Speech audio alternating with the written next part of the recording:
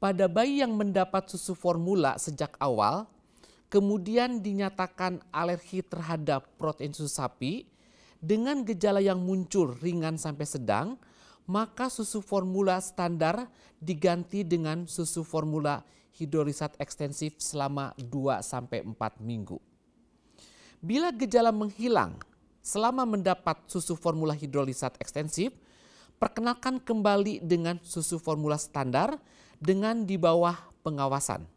Bila gejala muncul kembali, maka bayi tersebut dinyatakan alergi terhadap protein susu sapi.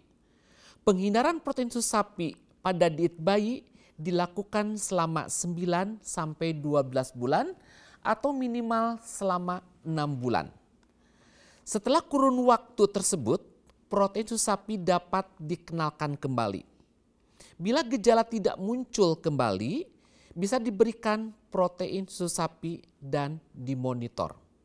Bila gejala tidak menghilang setelah pemberian susu formula hidrolisat ekstensif selama 2-4 minggu, maka susu formula hidrolisat ekstensif harus diganti dengan susu formula asam amino selama 2-4 minggu.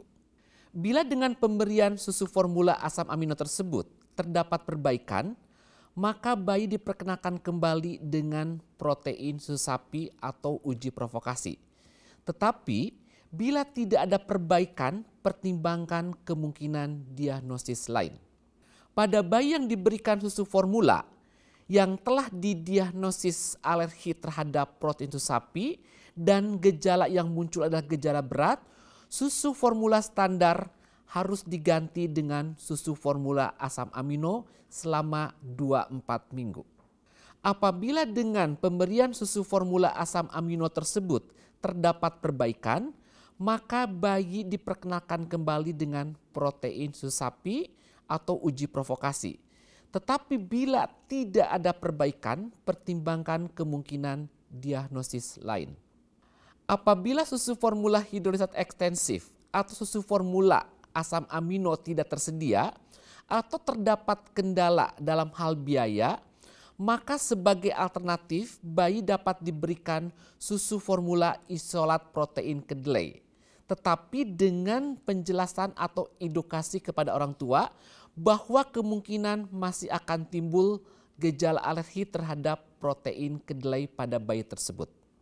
Formula kedelai atau soya yang dapat digunakan adalah formula kedelai yang diformulasikan untuk anak, yaitu berupa isolat protein kedelai. Dan tidak boleh menggunakan susu kedelai segar atau murni atau yang dibuat untuk dewasa, karena kandungan nutrisinya tidak sesuai untuk seorang anak atau bayi.